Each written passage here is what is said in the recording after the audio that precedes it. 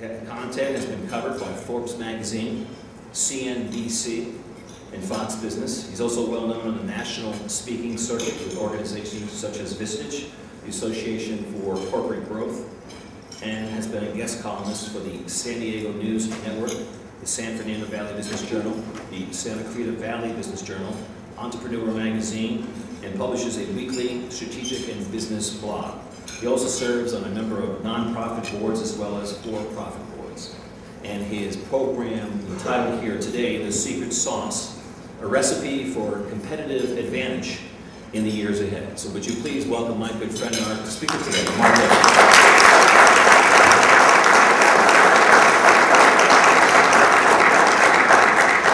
It's not very often that we get to see a miracle unfold before our very eyes, which is why we were all mesmerized last January when U.S. Airways Flight 1549 crash-landed into the Hudson River.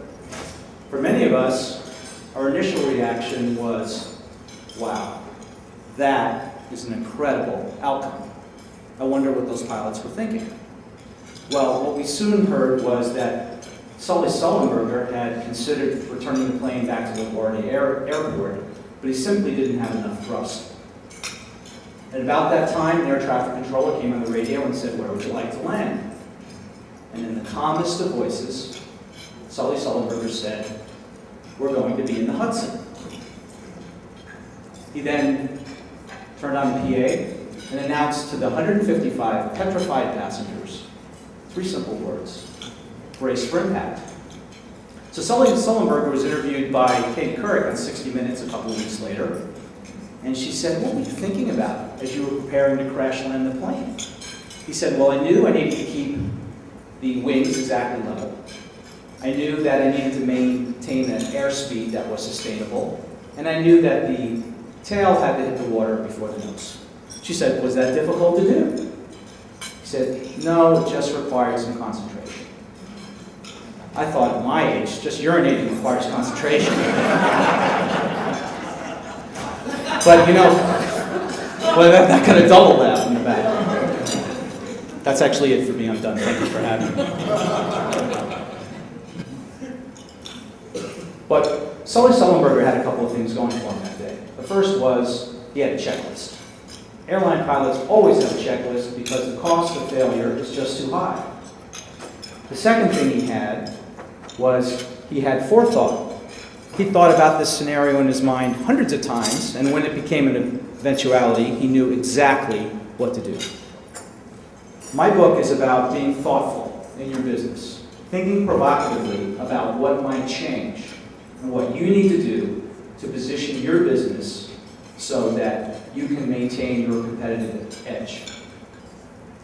So what I'm going to share with you today is 8 differentiating strategies and 4 growth strategies. And if you could just take home one that you could apply to your business, that would be worth our time, wouldn't it? Okay. So the first differentiating strategy is emotional triggers. So several years ago, my wife and I, we decided to go to a nonprofit event one New Year's Eve.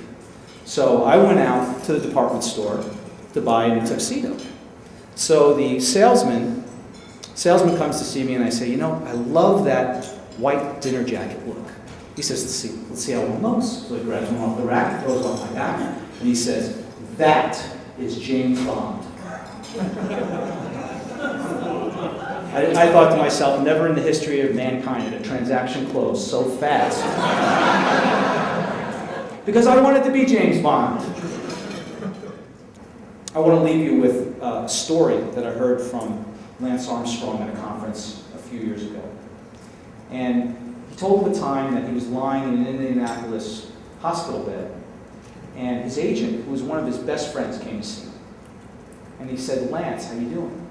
I said, "Fantastic."